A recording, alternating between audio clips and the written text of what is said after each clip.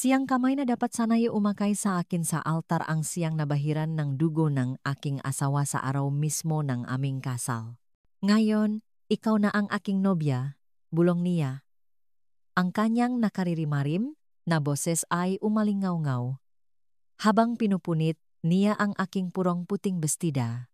Ang impyerno ay pinakawalan ng mismong lalaking tinawag kong ama. Ito ang aking totoong kwento. Isang malupit na katotohanang ibinaon ko sa loob ng kalahating siglo, isang pilat na hindi kailanman lubusang nahilom. Kung nakikinig ka mula sa anumang bahaging mundo, mangyaring mag-iwan ng komento at mag-subscribe dahil may mga katotohanang kailangang may kalat, kahit na yumanig pa ito sa iyong mga paniniwala. May mga kwento, gaano man kasakit, na dapat isalaysay. Ang pangalan ko ay Sofia Reyes. Ako ay 72 taong gulang at ngayon ay naninirahan dito sa Tagaytay, isang pinakpalang maliit na lugar na may kaya-ayang klima at nga taong tinanggap ako na parang dito na ako isinilang. Tuwing umaga, gumigising ako ng maaga, bago pa man sumikat ang araw. Nagtitimpla ako ng kape at sinisimulang ayusin ang aking magamit sa trabaho. Tama. Sa aking edad, nagtatrabaho pa rin ako sa pag-ayos ng mga seremonyang ngang kasal dito sa rehiyon. Kilala ako bilang si Mrs. Sofia, ang flower lady, dahil gumagawa ako nga areglo na tunay na mga obra maestra. Gumagamit ako nga bulaklak na napapanahon, mga satin ribbon, at mayroon akong espesyal na paraan ng pagpapailaw sa mga bulwagan na nagpapabuntong hininga sa sinumang nobya sa sobrang emosyon. Sinimulan ko ang gawaing ito mahigit 40 taon na ang nakalilipas nang palamutihan ko ang kasal ngang anak ng isang kapitbahay. Nagipit siya dahil ang dekorador na kinuha niya ay nakasakit sa huling sandali. May karanasan ako sa magawang kamay at bulaklak, kaya nagalok akong tumulong. Naging napakalaking tagumpay nito kaya't hindi nagtagal ay tinatawagan na akong nang mataw para sa iba pang makaganapan. Sa simula, para lang sa mga kaibigan at pamilya, pagkatapos ay kumalat ang balita. At ngayon, kahit sa aking edad, nagdedekorasyon pa rin akong hindi bababa sa 2 kasal bawat buwan. May mga taong nagtataka kapag nakikita nila akong dumarating sa mga bulwagan, isang maliit na matandang babae na may puting buhok na may dalang nga sampleng tela at mga katalogo ang areglo. Ngunit kapag natapos kong gawing isang mahiwagang lugar ang isang ordinaryong espasyo, naiintindihan ng lahat kung bakit patuloy akong hinahanap. Bawat kasal na aking pinalamutian ay parang isang paraan ngang muling pagsusulat ng aking sariling kwento, ng pagbibigay sa ibang mga nobya ngang perpektong selebrasyon na ipinakait sa akin. Habang inihahanda ko ang aking maareglo ngang bulaklak, madalas kong naisip kung paano nagbabago ang takbo ng buhay. Kung paano ang isang kwentong nagsimula sa napakaraming sakit ay maaring maging isang magandang bagay. At ito ang kwentong gusto kong ibahagi sa inyo ngayon, kung paano ko nawala ang lahat sa isang araw ngunit natakpuan ang lakas upang magsimulang muli at bumuo ang isang bagong buhay. Ipinanganak ako sa San Rafael, Pampanga sa isang simple ngunit maayos na bahay sa mas liblib na bahagi ng bayan. Ang aking ama, si Nestor Reyes, ay nagtatrabaho bilang isang karpintero at kilala sa paggawa ng pinakamagagandang muebles sa rehiyon. Ang aking ina, si Elena, ay isang modista at gumagawa nga trahe de boda na tunay ng mga obra maestra. Sigurado akong sa kanya ko naman na ang matalas na mata sa detalye at ang pagnanais na gawing espesyal ang mga sandali. 3 kaming makakapatid na babae. Ako ang panganay. Sumunod si Clara, na mas bata ngang 2 taon, at ang bunso ngang pamilya, si Angela, na isinilang noong ako ay 7 taong gulang na. Naalala ko ang aming bahay na parang kahapon lang.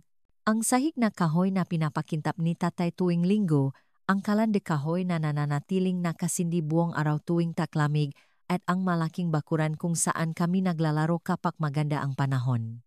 May isang malaking puno ng mangga na aming kagalakan tuwing taksibol. Simple lang ang buhay nun.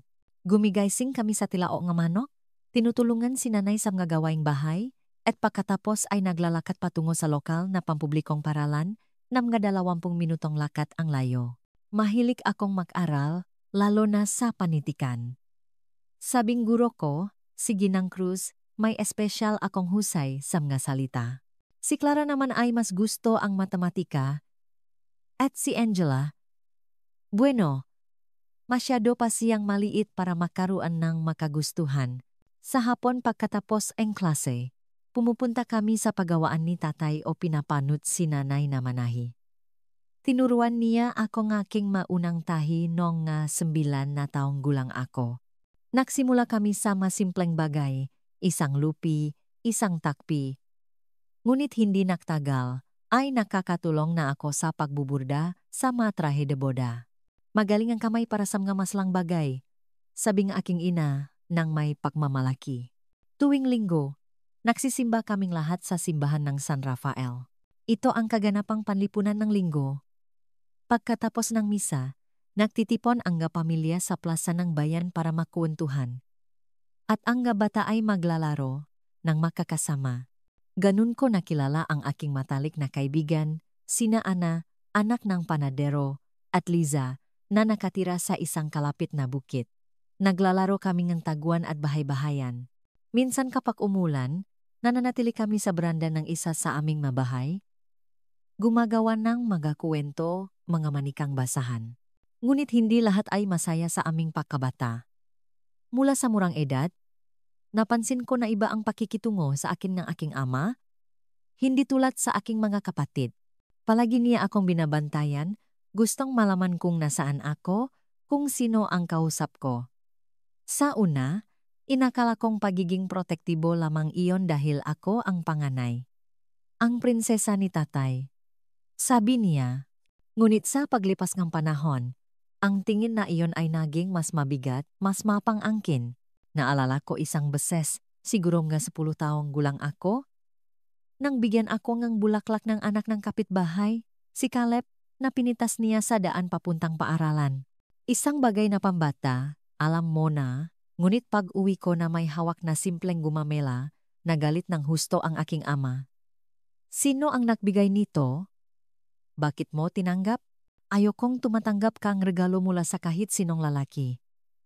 Inagaw niya ang bulaklak mula sa aking kamay at dinurog ito sa ilalim ng kanyang paa sa harap ng lahat. Ang isang simpleng bulaklak, isang pambatang regalo, ay naging unang biktima ng madilim na obsesyon ng isang ama. Sa mga maliliit at marahas na sandaling ito, ipinanganak ang pinakamalalim na takot. Para kay Sofia, ito ay higit pa sa isang dinurok na bulaklak. Ito ay isang babala, at tulad ng inyong maririnig, ang kanyang kontrol ay lalo pang humigpit mula rito. Marahil ay nagtatanong kayo, mga mahal, kung bakit ganon na lamang ang galit sa isang simpleng bulaklak. Kahit noong bata pa ako, hindi ko ito maintindihan. Ngunit sa pagbabalik tanaw ngayon, alam kong hindi iyon proteksyon. Iyon ang maunang rehas ng hindi nakikitang hawla na kanyang itinatayo sa paligid ko. Sinubukan ni nanay na pakalmahin ang sitwasyon.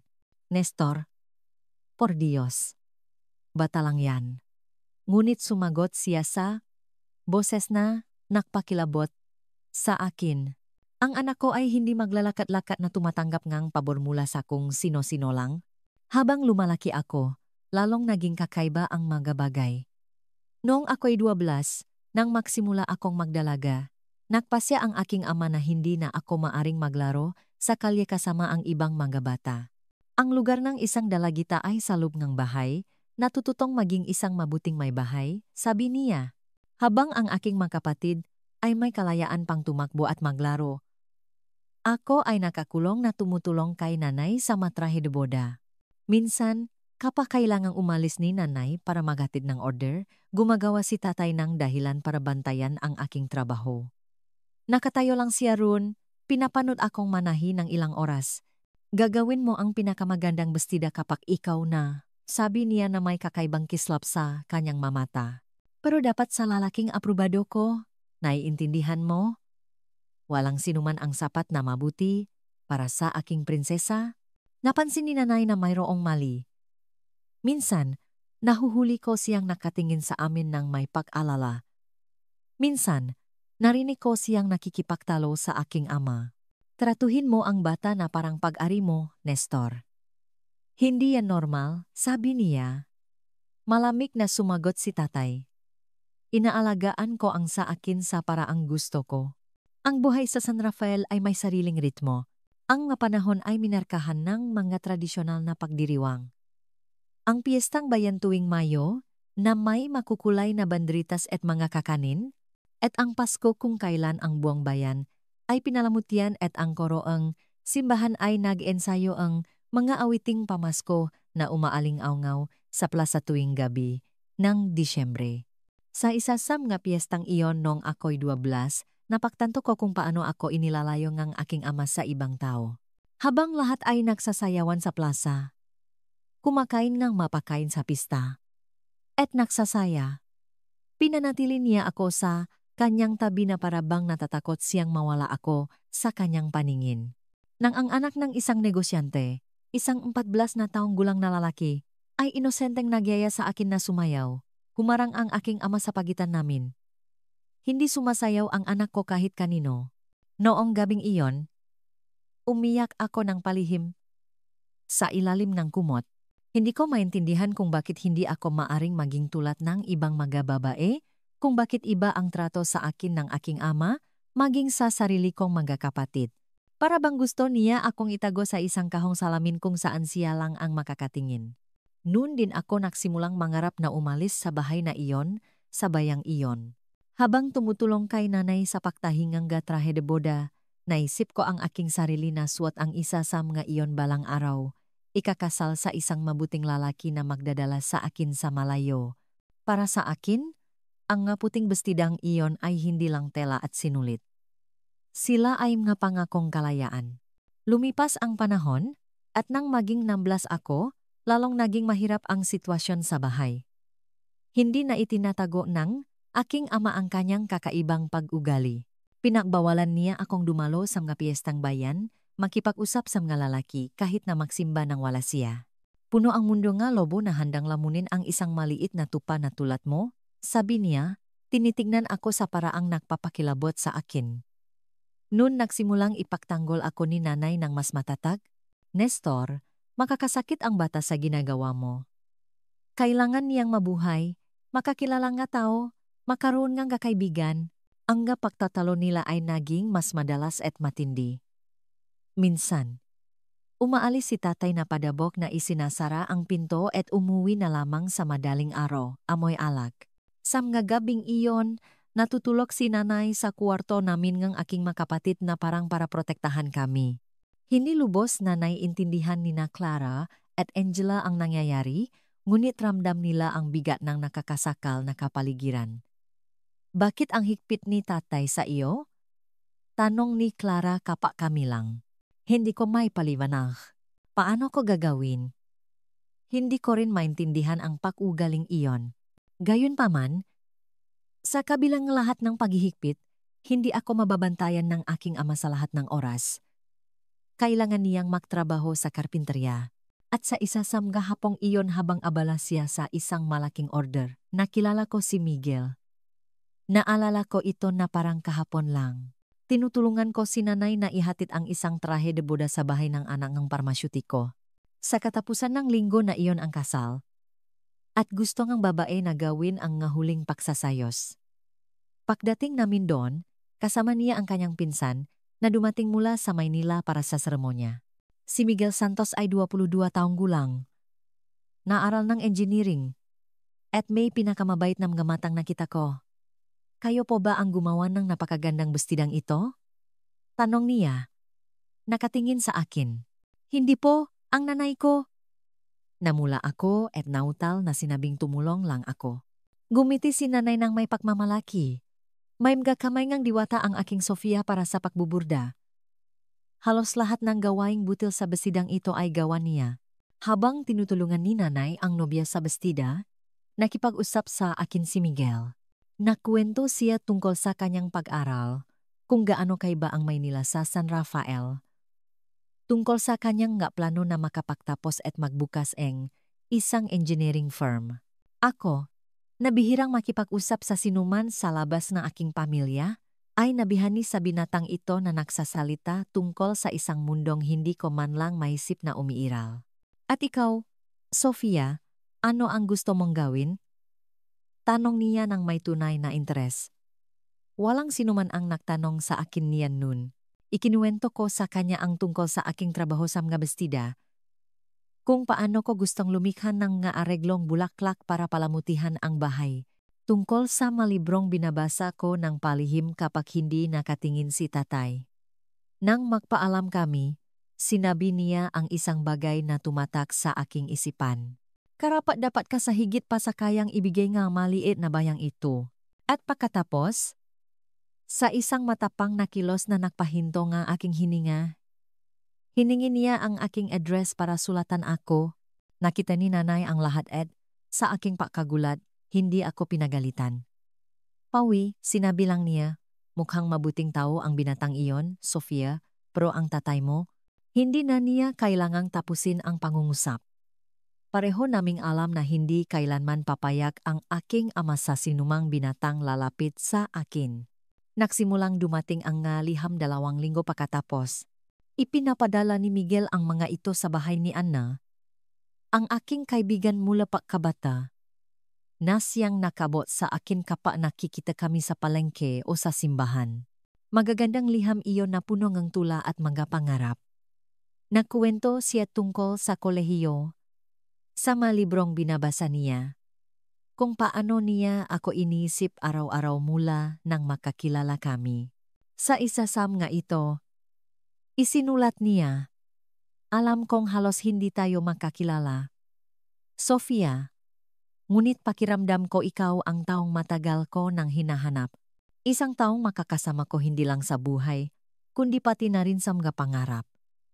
Isang taong nakakaintindi sa halaga ng mga bagay na masalan at maganda. Sa loob ng 6 na buwan, pinanatili namin ang lihim na sulatan. Itinatago ko ang liham sa loob ng aporong isang lumang bestida sa likod ng aking aparador.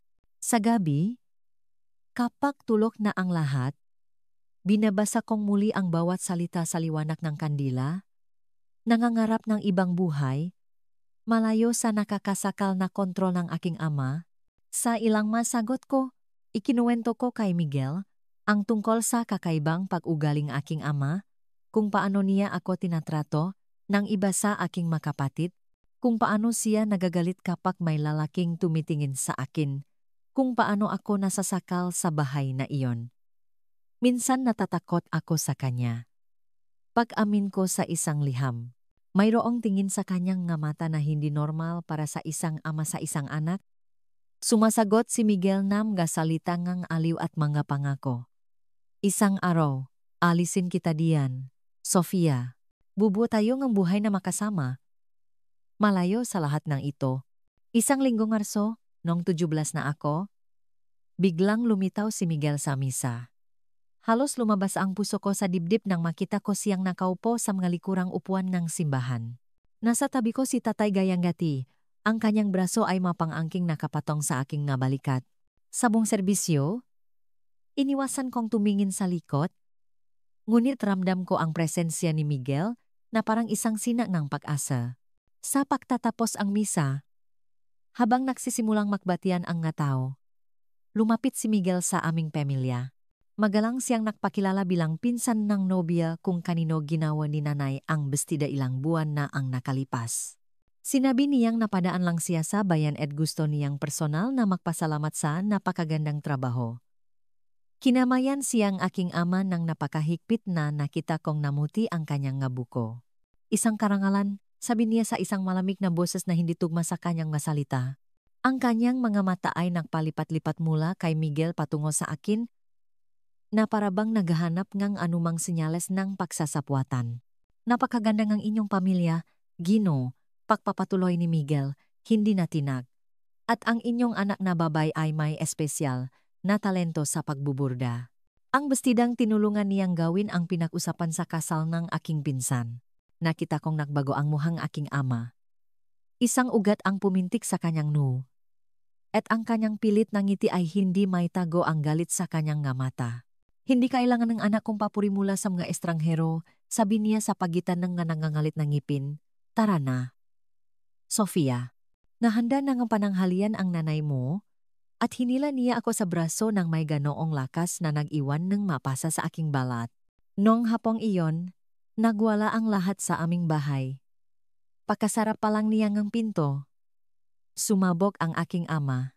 Sino ang lalaking iyon? Paano niya nalaman ang tungkol sa iyo? Nakikita ba kayo ng palihim?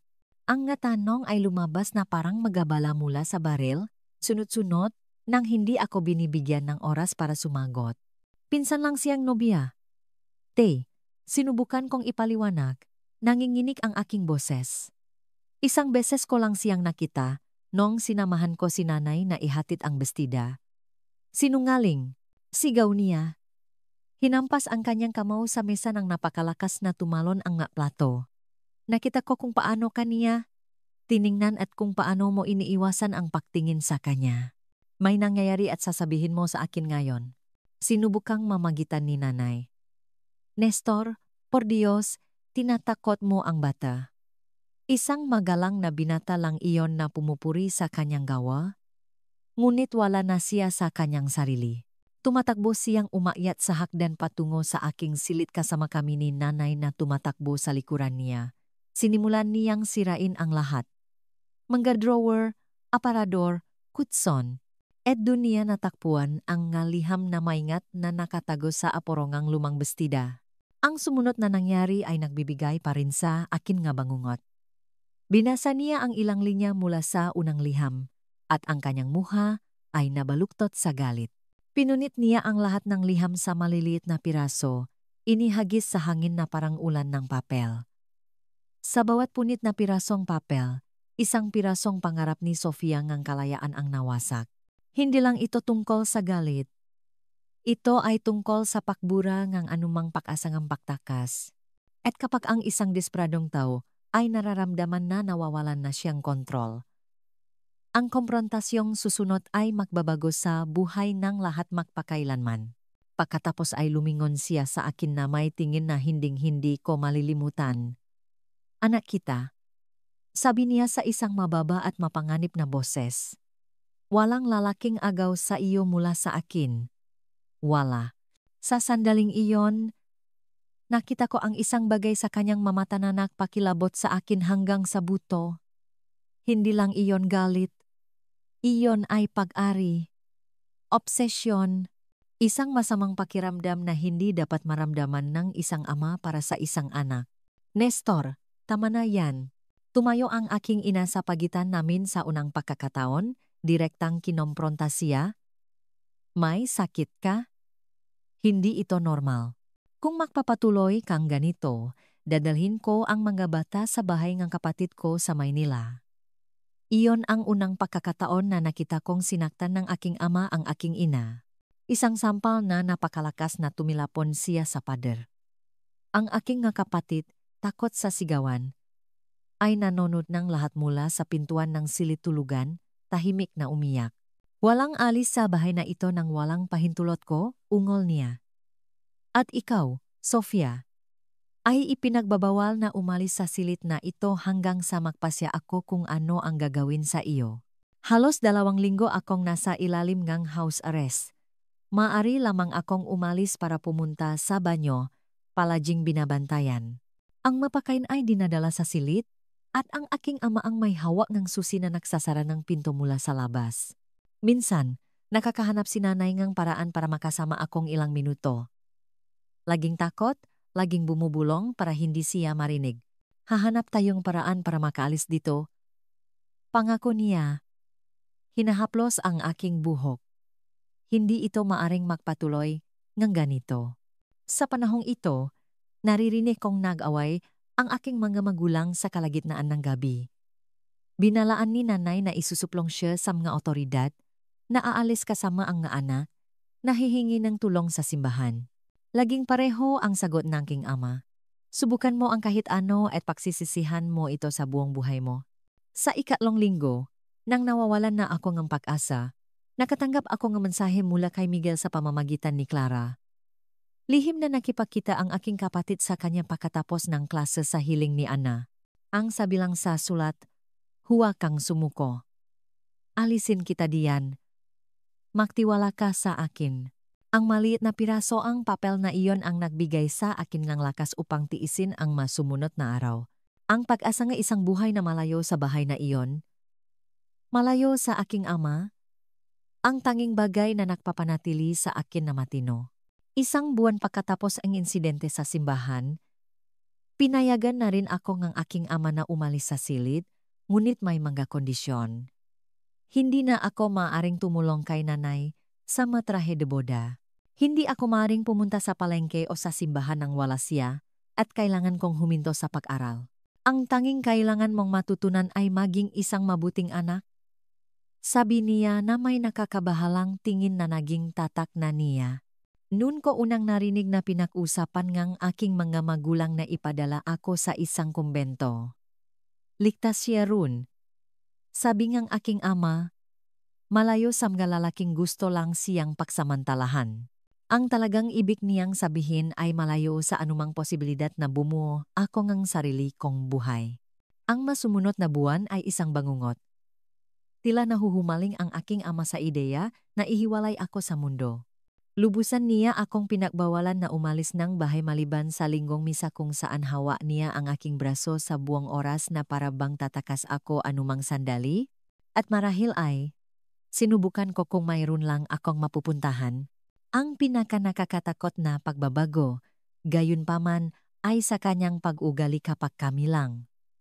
Nagsimula siyang gumawa ng mga komento na nagpaparamdam sa akin ng matinding pagkailang. Walang lalaking magmamahal sa iyo tulad ko. Sofia, sabi niya, hinahaplos ang aking mukha sa paraang nagpapasuka sa akin. Masyado kang espesyal para sa sinuman sa malalaki sa bayang ito. Isang gabi, nagising ako na nakaupo siya sa gilid ng aking kama, pinapanot lang ako sa dilim. Nang tanungin ko kung ano ang ginagawa niya, sumagot siya sa isang kakaibang boses. Tinitignan lang kong ligtas ang aking prinsesa. Ang paraan ng pagsabi niya ngang aking prinsesa ay nagdulot ng napakalalim na takot sa akin kaya't hindi na ako nakatulog muli. Napansin ni nanay ang lahat. Nakita niya ang tingin. Narinig ang komento. Napansin kung paano siya lumiliha ng mga sitwasyon para mapag-isa kami. Isang hapon habang nasa karpinterya si tatay, pumasok siya sa aking silid na may mga matang pula sa kayak. Anak ko, sabi niya, mahigpit na hinawakan ang aking mga kamay. Hindi ito maaring magpatuloy. May mali sa iyong ama. Ang paraan ng pagtingin niya sa iyo ay hindi normal. Hindi ito tingin ng isang ama para sa isang anak. Umiyak ako sa kanyang mabisik, sa wakas ay naibahagi ko ang takot na kumakain sa akin sa loob. Nay, minsan iniisip kong gagawa siyang masama. Natatakot akong matulog. Natatakot ako kapag lumalapit siya sa akin. Nang gabing iyon, narinig ko ang pinakamatinding pag-away ng aking mga magulang, direkta siyang kinompronta ni nanay. Alam ko kung ano ang nangyayari sa iyong may sakit na isipan, Nestor. Nakita ko kung paano mo siya tinitignan, kung paano mo siya hinahawakan. Ito ay isang kasalanang mortal, isang karumal-dumal na gawain. Kung hahawakan mo siya, isinusumpa ko sa Diyos, isusuplong kita sa maautoridad. Wala akong pakialam kung anong mangyari sa akin. Ang kanyang sagot ay katahimikan, na sinundan ng isang mababang tawa na nagpakilabot sa akin hanggang sa buto. Wala kang anumang patunay, Elena, at walang maniniwala sa iyo. Ako ay isang respetadong tao sa bayang ito. Ikaw ay isang historikal na babae lamang. Kinabukasan, tinawag ako ni nanay sa kanyang silid habang nagtatrabaho si tatay. Kailangan nating tumakas. Sabi niya, nanginginig ang boses ngunit determinado. Magpapadala akong sulat sa aking kapatid sa Maynila. Maari niya, tayong patuloyin pansamantala hanggang sa makatayo-tayo sa sarili nating mga paa. Isasama natin ang iyong nga kapatid. Siyempre. Sa loob ngang 2 linggo, lihim naming pinlano ang aming pagtakas. Nakipon kami ngang kaunting pera na naitago ni nanay mula sa mga bayat sa pananahi. Nagtabi kaming ilang damit at gamit na maaari naming dalhin ng hindi nakakahalata. Nakpadala si nanay ngang sulat sa kanyang kapatid. Si Tita Carol humihingi ngang agarang tulong ng hindi nagdedetalye, ngunit nililinaw na ito ay isang sitwasyon ngang buhay o kamatayan. Dumating ang sagot 1 linggo pagkatapos. Hali kayo. Bukas ang bahay para sa inyo. Iyon lang ang kailangan naming malaman. Itinakda namin ang aming pagtakas sa isang Lunes, ang araw na palaging pumupunta si tatay sa kalapit na bayan para kumuha ng materyales para sa karpinterya. Iyon ang aming tanging pagkakataon na umalis nang hindi niya agad mapapansin. Plano naming sumakay ngang 10:00 umagang bus patungong Maynila na dumadaan nga 1 kilometro mula sa aming bahay. Ngunit sa bispras ng aming pagtakas, may hindi inaasahang nangyari. Lumitaw si Miguel sa aming pinto, kasama ang isang mas matandang lalaki na nagpakilala bilang si Attorney David, isang abogado mula sa Maynila. Wala si tatay sa bahay. Nagpunta siya sa misa sa gabi. Isa sa mga bihirang pagkakataon na lumabas siya nang hindi ako kasama. Ginang Reyes, sabing abogado na may formalidad na humanga sa akin. Narito ako sa kahilingan ng binatang si Miguel na nakulat ng isang nakakabahalang sitwasyon na kinasasangkutan ng inyong anak na si Sofia. Ipinakita niya sa akin ang ilang maliham kung saan inilalarawan ng inyong anak ang hindi nararapat na pag-ugali ng kanyang ama. Namutla si nanay. Mabilis na nakpaliwanag si Miguel. Nagtago ako nga kopya nga liham na ipinadala sa akin ni Sofia na naglalarawan sa paugali ng kanyang ama. Ipinakita ko ang nga ito kay Attorney David na kaibigan ng aking pamilya. Naniniwala siyang mayroon tayong batayan para sa legal na intervention. Legal na intervention? Ulit ni nanay nang hindi makapaniwala. Ibig mong sabihin, ang asawa ko? Eksakto, kumpirma ng abogado. Batay sa makaulat ni binibay ng Sofia. Maaari tayong humiling na isang protective order. Ang pag-ugaling inilarawan ay bumubuo nga psikolohikal na pang-abuso, ilegal na pakulong, at may mga pahiwatig na ang iba pang ma-intensyon na mas gugustuhin kong hindi pangalanan sa harap ng mga dalagita. Sina Clara at Angela ay nanonood ng lahat mula sa pintuan ng kusina. Nanlalaki ang mga mata sa mga estranghero at sa tensyonadong usapan. Nagsimulang umiyak si nanay, isang tahimik na pag-iyak ng ginhawa na may halong takot. Plano naming tumakas bukas, pag-amin niya. Sa bahay ng kapatid ko sa Maynila. Maaring maging komplikado ang sitwasyon, babala nga abogado. Kung alis kayo nga nito, maaring akusahan kayong inyong asawang ang pekidnap sa sarili ninyong nga anak. Kailangan nating gawin ito ng legal. Noon lumuhot si Miguel sa harap ko, hinawakan ang aking makamay. Sofia, alam kong maaring biglaan ito, ngunit mayroon akong isang panukala na maaring malutas ang lahat. Pakasalan mo ako, bilang aking asawa. Legal kang mapapasa ilalim sa aking proteksyon, hindi na sa ilalim ngang pangangalaga ngang iyong ama. Tila huminto ang mundo sa sandaling iyon. Isang alok ngang kasal doon mismo sa gitna ngang aming sala kasama si nanay. Ang aking makapatid. At isang abogado bilang masaksi. Ito ang lahat ng pinangarap ko mula nang makilala ko si Miguel. Ngunit sa ilalim ng pinakahindi inaasahang nga pangyayari. Pero 17 lang ako. Nautal kong sabi, natulala, kailangan kong pahintulot ng aking ama para magpakasal. Noon namagitan si Attorney David. Mayroong isang exemption. Sa pahintulot ng iyong ina at ebidensya na ang kapaligiran ng ama ay nakakapinsala, maari tayong makakuha ng isang espesyal na utos ng korte. Hindi ito magiging madali at tiyak na lalabanan ito ng iyong ama, ngunit possible, lumapit si nanay, hinawakan ang aking mukha sa kanyang makamay. Anak, desisyon mo ito. Mahal mo ba ang binatang ito? Nagtitiwala ka ba sa kanya? Tiningnan ko si Miguel. Sa kanyang tapat na mata na nakatitik sa akin na may halong pag-ibig at pag-alala. Naisip ko ang lahat ng ngaliham na aming ipinagpalit. Ang pangako ng isang mas mabuting buhay, malayo sa nakakasakal na bahay na iyon. Opo, nay. Mahal ko siya at nagtitiwala ako sa kanya. Ang sumunod na linggo ay isang ipo-ipo. Nag-file si Attorney David para sa isang espesyal na autorisasyon para sa kasal, binabanggit ang psikolohikal na pang-abusong dinanas ko. Nagtestigo si nanay, inilalarawan ang mapangangking pag-ugali ng aking ama at ang palagiang takot na aming tinitirhan. Gaya ang inaasahan, nagalit ng husto si tatay nang matanggap niya ang supwena mula sa korte. Pumasok siya sa bahay na sumisiga, nagbabanta sa lahat. Sino ka para gawin ito sa akin? Walang kukuha sa anak ko mula sa akin. Wala. Nong gabing iyon, sumabok ang karahasang laging nakatago. Malupit niyang sinaktan si nanay. Binali ang kanyang braso at iniwang hindi makilala ang mukha dahil sa bukbok. Nakulong kami nga aking makapatid sa silid. Takot na takot. Nakikinig sa masiga at sa tunong nga masuntok. Si Clara, na nagpakita ng tapang na hindi ko alam na mayroon siya, ay tumalon sa bintana at tumakbo sa pinakamalapit na istasyon ng pulisya. Nang dumating ang mapulis, natakpuan nila si nanay na nakahandusay sa sahig ngang kusina na halos walang malay.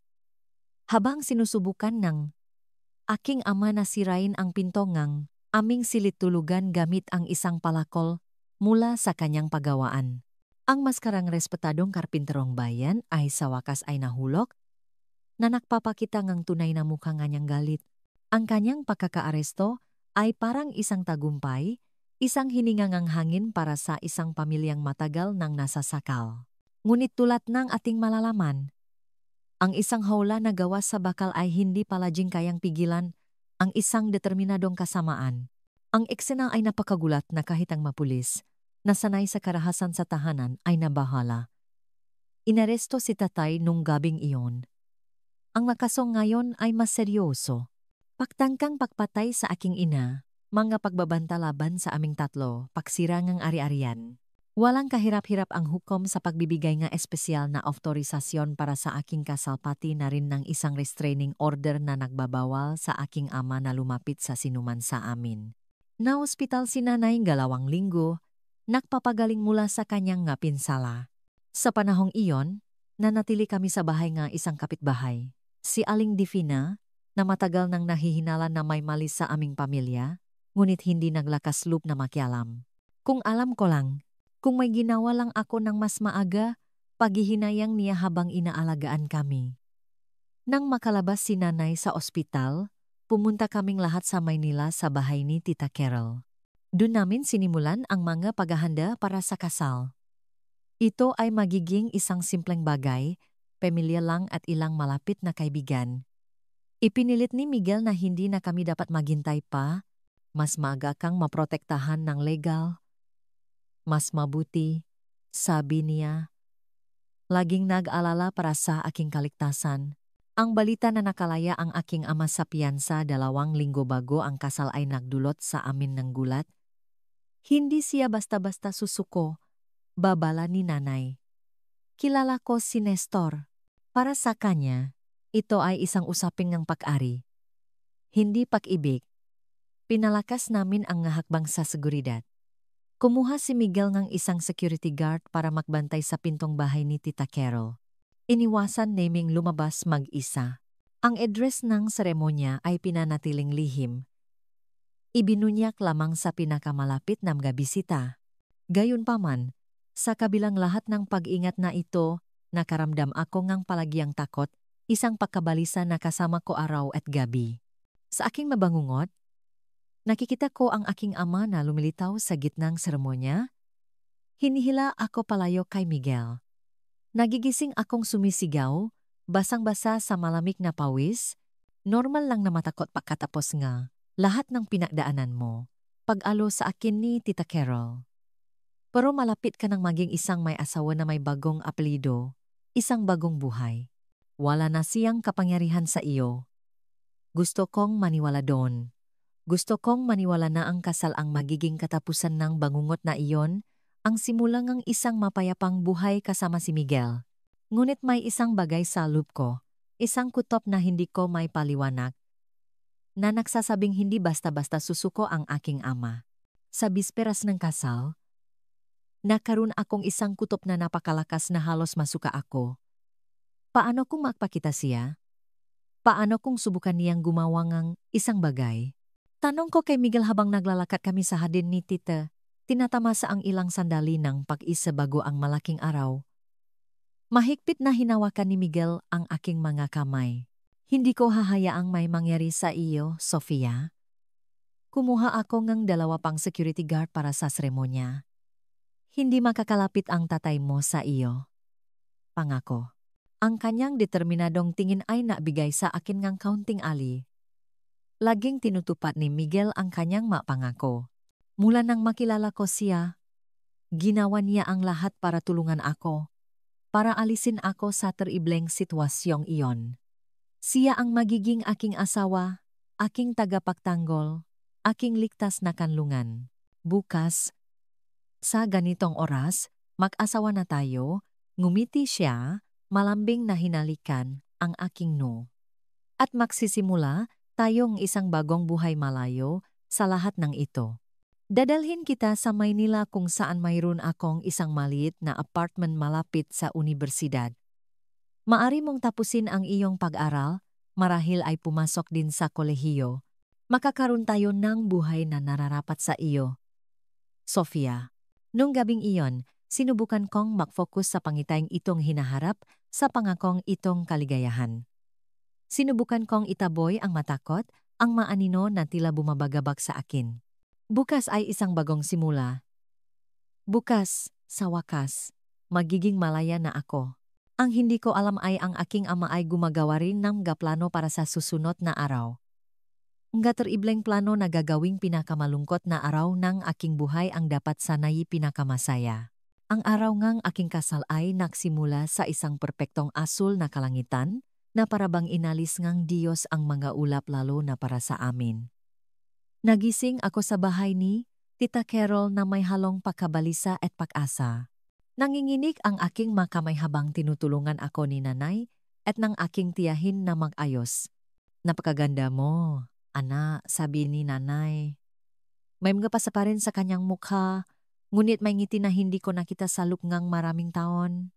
Inayos niya ang belo sa aking buhok at hinawakan ang aking mga kamay.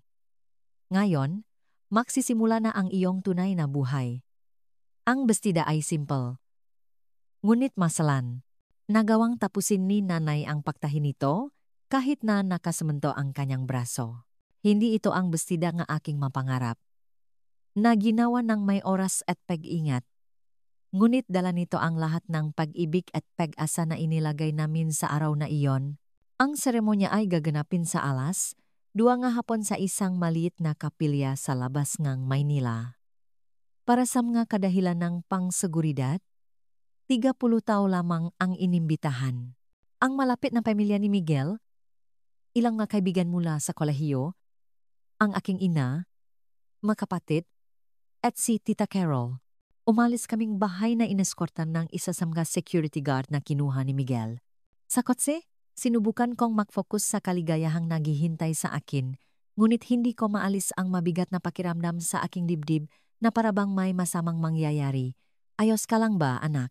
Tanong ni nanay, napansin ang aking pagkabalisa. Natatakot ako. Nay, pag-amin ko. Natatakot na baka makpakita siya, na baka sirain niya ang lahat. Mahigpit niyang pinisil ang aking kamay. Nakbabantay ang nga gwardiya. Naabisuhan na ang pulisya. Hindi siya makakalapit sa iyo. Araw mo ito, Sofia. Huwag mong hayaang patuloy na kontrolin ng takot sa kanya ang iyong buhay. Pagdating namin sa kapilya, gumaan ang aking pakiramdam nang makitang tila kalmado ang lahat. Sinuring ang security guard ang paligid at nagbigay ng hudyat na ligtas.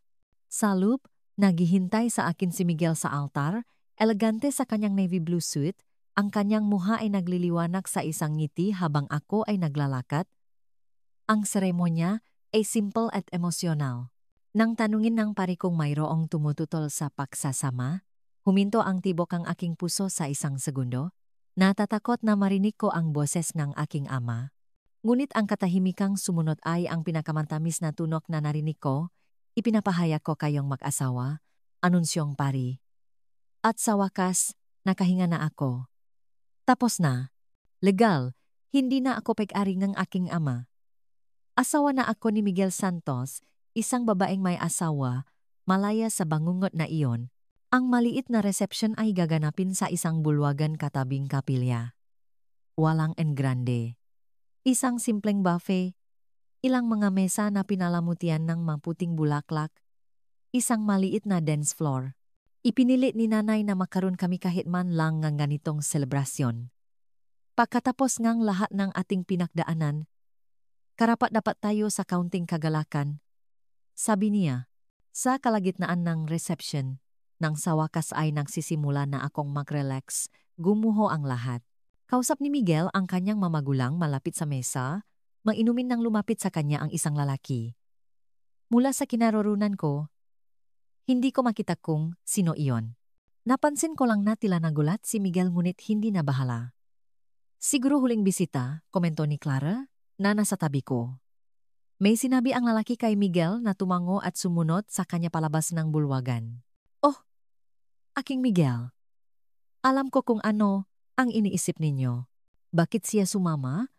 Bakit siya magtitiwala? Dahil si Miguel ay isang mabuting tao, mga mahal. Lagi niyang gustong maniwala sa kabutihan ng mga tao, maniwala sa pagkakataon para sa pagsisisi. Iyon mismong kabutihan.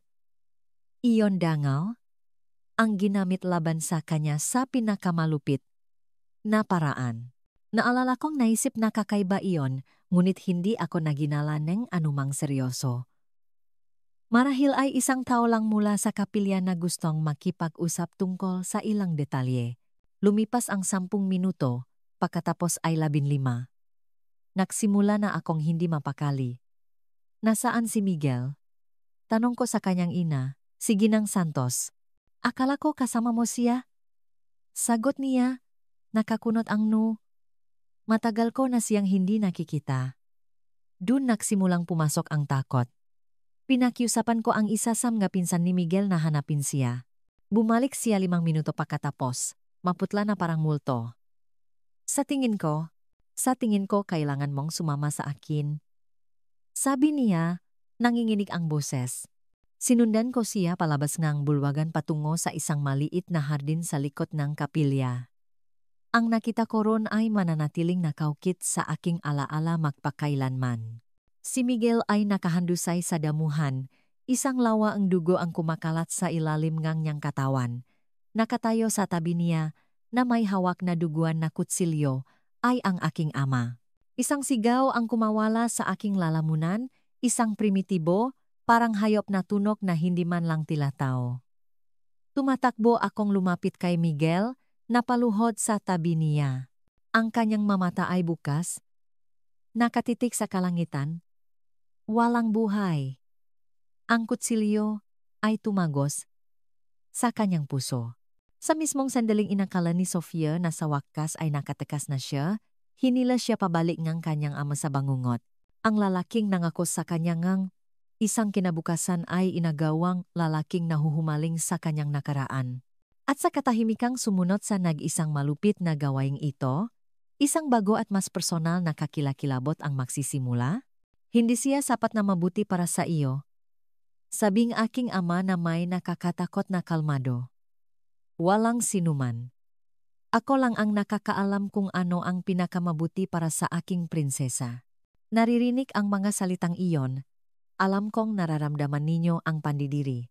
Sa sandaling iyon, anumang huling ilusyon na mayroon ako tungkol sa isang ama ay tuluyang nawasak. Napagtanto ko na ang nasa kanyang mamata ay hindi pag-ibig, kundi isang may sakit, baluktot na anyong ng pag-ari, hindi ako ang kanyang prinsesa. Ako ay isang bagay na sisirain niya ang lahat at sinuman para mapanatili para sa kanyang sarili. Tumingala ako sa kanya. Hindi maproseso ang kakilakilabot na nangyayari. Paano siya nakapasok? Nasaan ang security guard? Bakit lumabas mag-isa si Miguel kasama siya?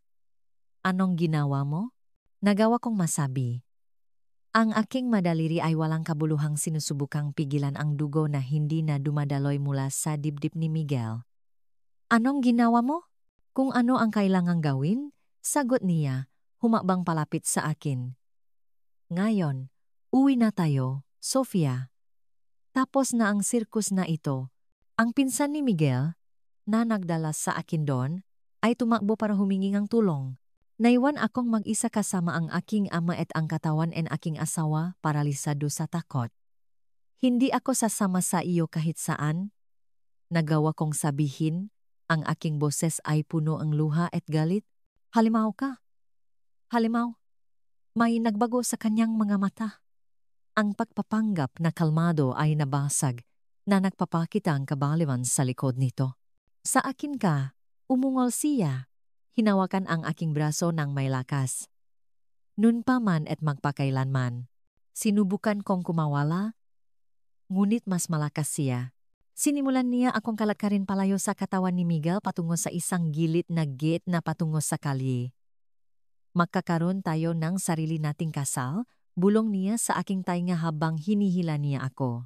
Isang tunay na kasal, hindi ang farsang ito. Nun ko lubusang naunawaan ang kakilakilabot na sitwasyon. Ang nga pahiwatig, ang nga tingin, ang masamang selos. Lahat ay tumuturo sa isang bagay na ayaw iproseso ng aking isipan. Ang sarili kong ama ay tinitingnan ako hindi bilang isang anak, kundi bilang, hindi ko man lang masabi ang salita. Ito ay masyadong nakaririmarim. Nang makarating kami sa isang maliit na bodega sa likod ng kapilya, itinulak niya ako sa loop at ikinandado ang pinto. Ang espasyo ay masikip, madilim, puno nga gamit sa paglilinis at mga nakasalansan na silya. Ang amoy ng amag at kemikal ay nakakasakal. Napakaganda mo sa bestidang ito, sabi niya. Papalapit na parang isang maninila. Alam ko nun pa man na ikaw ang magiging pinakamagandang nobya sa buong mundo. Tatay, pakiusap ko. Umaatras hanggang sa maramdaman ko ang malamig na pader sa aking likuran. Mali ito. Anak mo ako. Sa akin ka, pagtatama niya, ang kanyang boses ay mababa at mapanganib. Akin lang. Hindi karapat-dapat sa iyo ang lalaking iyon. Walang sinumang karapat-dapat sa iyo. Ako lang. Nang hawakan niya ang aking mukha, nakaramdam ako ang alon ngang pagdudual na napakalakas na halos himatayin ako. Ang kanyang makamay ay bumaba sa aking mga balikat, pagkatapos ay sa mga butones sa likod ng aking bestida. Ipapakita ko sa iyo kung ano ang isang tunay na lalaki, bulong niya. Sa isang huling despradong pagkilos, kinuha ko ang isang botengang panlinis mula sa estante sa tabi ko at ipinukpok ito sa kanyang ulo. Ang salamin ay nabasag, at siya ay umatras, natulala. Dugo ang dumadaloy mula sa isang hiwa sa kanyang noo. Ginamit ko ang sandaling iyon para tumakbo patungo sa pinto. Ngunit nakakandado. Ito, nagsimula akong sumiga. Kinakalampak ang kahoy sa lahat ng lakas na mayroon ako. Tulungan ninyo ako, pinatay niya ang asawa ko, papatayin niya rin ako. May mga yapa sa kabilang panik, mga nag-alalang boses.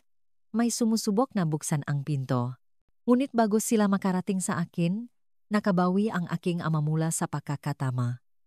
Sa isang ungol na parang hayop, dumamba siya sa akin, itinumba ako sa sahig. Naramdaman ko ang kanyang bigat sa aking katawan, ang kanyang kamay na pumupunit sa masalang telang aking trahe de boda. Ngayon, ikaw na ang aking nobya, bulong niya. Ang kanyang mainit, nakaririmarim na hininga sa aking mukha, tulad ng dapat sana noon pa. Dito sa madilim at nakakasakal na espasyong ito, ang hindi masabing kakilakilabot na bumabagabag sa buhay ni Sofia ay sa wakas ay nabigyan ng boses. Hindi ito kailanman tungkol sa proteksyon. Ito ay tungkol sa pag-ari. At habang ang mundo sa labas ay nagmamadaling hanapin siya, si Sofia ngayon ay nakakulong sa isang huling, desperadong pakikipaglaban para sa kanyang kaluluwa. Lumaban ako sa lahat na aking lakas, kumakalmot, nangangagat, sumisiga, ngunit mas malakas siya. Nang akala kong tapos na ang lahat, na mangyayari na ang pinakamasama, sa wakas ay bumigay ang pinto. 3 lalaki ang pumasok sa bodega. Ang pinsan ni Miguel, isa sa mga security guard, at si Attorney David. Sa isang iglap, hinila nila ang aking ama palayo sa akin, nagkaroon ngang maikli at marahas na paglalaban. Hawak pa rin ng aking ama ang dugwan na kutsilyo at nagawang sugatan ang security guard sa braso bago sa wakas ay napasuko. Nakahiga ako sa sahig, Punit ang aking bestida, masakit ang katawan, nasa estado ng pagkabigla. Halos hindi ko na namalayan nang dumating ang pulisya. Nang dalhin nila ang aking ama na nakaposas, sumisigaw ngang kalapastanganan at pagbabanta. Sa akin ka, Sofia. Sa akin. Hindi nila tayo mapaghihiwalay. Natakpuan ako ni nanay na ganon, nakasiksik sa isang sulok ng bodega, nanginginik ng hindi mapigilan. Tinakpan niya akong kanyang sariling Amerikana, niyakap ako, at umiyak kasama ko. Walang masalita para sa sandaling iyon, puro sakit lang. Isang sakit na napakalalim na parabang hindi na ito magtatapos.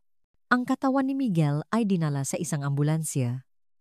Kahit na alam ng lahat na wala nang magagawa pa. Dinala ako sa isang ospital, kung saan sinuri nga doktor ang aking nga gasgas at binigyan. Ako nga pampakalma para sa panic attack na dumanas sa akin nang mawala ang adrenaline. Ginugol ko ang gabing iyon na dapat sanay gabi ngang aking kasal sa isang kama sa ospital na kaseda na papalipat-lipat sa pagitan ng nga panahon ng kawalan ng malay at mga sandalingang nakatakot na kalinawan kung saan naalala ko ang lahat. Si Miguel napatay sa damuhan, ang aking ama sa ibabaw ko, ang punit na bestida, ang metalikong amoyng dugo. Sam nga sumunod na araw, nalaman kong sinuhulan ng aking ama ang isa, sam nga empleyado ng kapilya para makapasok siya. Nalaman kong sinabi niya kay Miguel na gusto niyang makbigay nga regalo sa kasal at humingi nga, tawat bilang tandang pakikipagkasundo. Ang aking Miguel, na laging handang makita ang kabutihan sa mga tao, ay naniwala sa kanya at sumunod sa kanya sa hardin kung saan siya brutal na sinaksak. Inaresto ang aking ama at kinasuhan ng first-degree murder at pagtatangkang panghahalay. Ang paglilitis ay isang pagdurusa sa sarili nito, kailangang balikan ang lahat, isalaysay ang mamaruruming detalye, harapin ang kanyang tingin sa korte. Ngunit ginawa ko ang lahat para kay Miguel, para sa hustisya, para sa aking sarili. Ang hatol ay mabigat. 30 taon sa bilangguan, walang posibilidad ng parol. Nang ipahaya ng hukom ang desisyon, nakita ko ang isang bagay sa mga matang aking ama na hindi ko pa nakita noon. Pagkatalo, sa wakas, naunawaan niyang hindi na niya ako maabot. Sa wakas ay inilagay siya ng batas sa likod ng mga rehas na nagtatapos sa legal na laban. Ngunit para kay Sofia, isa pang laban ang nagsisimula pa lang. Ang laban para bawiin ang kanyang buhay mula sa trauma na iniwan niya. Dahil minsan ang pinakamahirap na bilangguan na takasan ay ang nga dinadala natin sa ating kaluwaban. Inisip nga gataon na kapag nakamit na ang hustisya, tapos na ang kwento. Ngunit hindi ganun, mga mahal. Inilagay siya sa likod ng pisikal na mga rehas, ngunit ako ay nakakulong pa rin sa likod ng hindi nakikitang nga rehas ng trauma. Tapos na ang legal na laban. Ngunit ang laban para bawiin ang aking sariling kaluluwa ay nagsisimula pa lamang. Pagkatapos ang paglilitis, nahulog ako sa isang bangin ang depresyon. Namayat ako, hindi ako makatulog ng hindi nakakaroon ng terribleng bangungot. Hindi ko kayang mahawakan ng sinuman. Ang pagluluksa para kay Miguel ay humalo sa traumang pag-atake. Lumilikhang isang buhol na napakahigpit sa loob ko na halos hindi ako makahinga. Kailangan mong makaalis sa estadong ito. Pagpupumilit ni nanay, nag-aalala. Hindi gugustuhin ni Miguel na makita kang ganito. Lumaban siya ng husto para palayain ka. Ngunit paano ko may papaliwanag sa kanya na hindi ko nararamdamang malaya ako? Na kahit nasa bilangguan ang aking ama, nararamdaman ko pa rin ang kanyang presensya, ang kanyang amoy, ang kanyang nga kamay.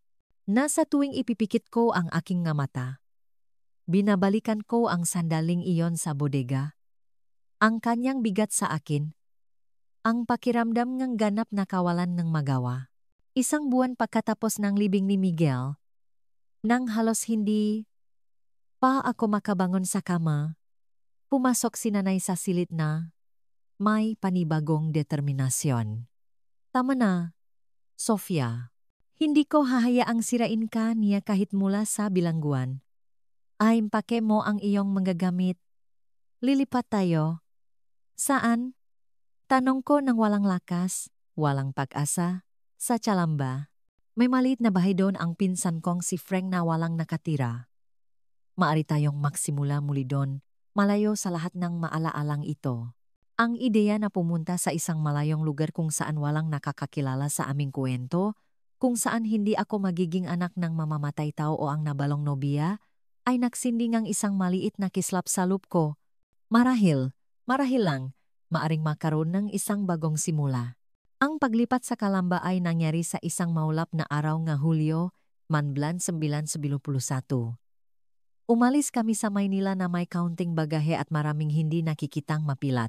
Kami ni nanay ng aking mga kapatid ay sumakay ng bus patungong Calamba, iniwan hindi lamang ang isang lungsod, kundi isang buong buhay ng sakit.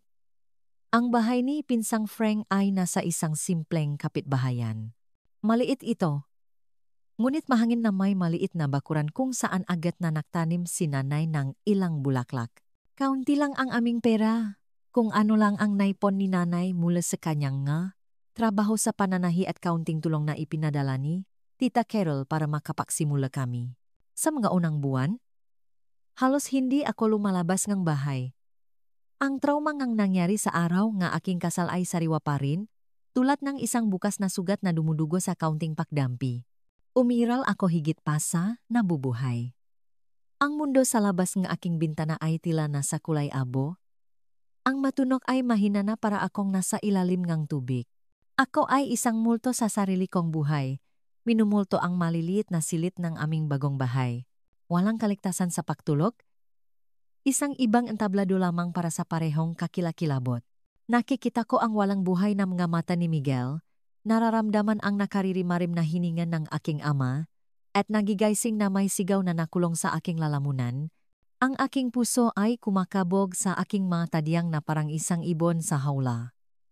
Sinusubukan akong hikayatin ng aking ina na lumabas gamit ang pakaing hindi ko malasahan at mga salitang hindi ko marinig.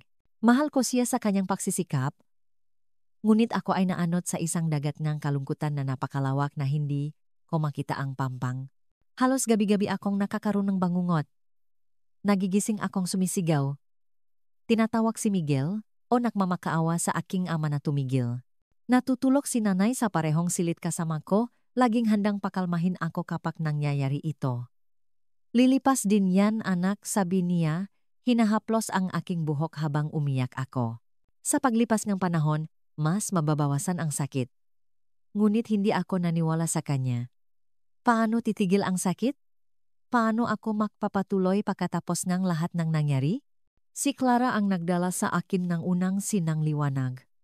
Ang aking kapatid, na laging praktikal, ay nakakuhang trabaho sa isang tindahan ng tela sa sentro ng Calamba, at 3 buwan pagkatapos aming pagdating, umuwi siya na may isang panukala. Ang tindahan ay magsisimulang mag-alok ng nga serbisyo sa pananahi at pagbuburda, paliwanag niya. Umupo sa tabi ko sa kama kung saan ko ginugugol ang halos lahat ng aking mga araw. Sinabi ko kay Ginang Gabel na ang kapatid ko ang pinakamahusay na mangbuburda na kilala ko, gusto kaniyang makilala. Umiling ako. Tinatanggihan ang ideya. Hindi pa ako handa, Clara. Hindi ko kaya. Sofia, pagputol niya, mahigpit na hinawakan ang aking mga kamay. Hindi mo siya maaring hayaang manalo. Bawat araw na ginugugol mo sa kamang ito ay isa pang tagumpay para sa kanya. Ang kanyang nasalita ay tumama sa akin na parang isang sampal. Tama siya. Kahit nasa bilangguan, kinokontrol pa rin ngang aking ama ang aking buhay sa pamamagitan ng takot, sa pamamagitan ng trauma. Hinahayaan kong mabilanggo muli ang aking sarili. Sa pagkakataong ito sa hindi nakikitang nga rehas ng kakilakilabot na itinanim niya sa akin. Kinabukasan, nanginginig ang mabinti at mabilis ang tibok ng puso, sinamahan ko si Clara sa tindahan ng tela. Si Ginang Gabel ay isang babae sa kanyang 50 taon na may mainit na ngiti at matalas na mga mata. Tiningnan niya ako mula ulo hanggang paa at pagkatapos ay hiniling sa akin na ipakita kung ano ang kaya kong gawin. Sa nanginginig na mga kamay, Kinuha ko ang karayom at bastidor na inalok niya sa akin. Sa una, akala ko hindi ko magagawa. Tila hindi sumusunod ang aking mga daliri. Ngunit pagkatapos, habang nabubuo ang burda, may kakaibang nangyari. Ang paulit-ulit na kilos ng karayom. Ang konsentrasyon na kailangan para likhain ang disenyo, lahat ay tila nagpakalma sa aking naguguluhang isipan. Sa loob ng ilang minuto, nagawa kong makalimot. May talento ka. Bata, sabi ni Ginang Gabel. Sinusuri ang aking gawa. Kailan ka maaring magsimula? Kaya. Sa edad na 18, nakuha ko ang aking unang trabaho. Sa una, nagtrabaho lang akong part-time, gumagawang maliliit na pag-ayos at simpleng pagbuburda. Sa paglipas ng panahon, habang nakakaroon akong kumpiyansa, nagsimula akong tumulong sa mas detalyadong nga bestida, kabilang ang nga trahe de boda. Sa unang pagkakataon na hiniling sa akin na magtrabaho sa isang trahe de boda, nakaroon ako ngang matinding panic attack na kinailangan akong iwi. Ang puting tela, ang nga perlas, lahat ay nagpapaalala sa akin ng teribleng araw na iyon.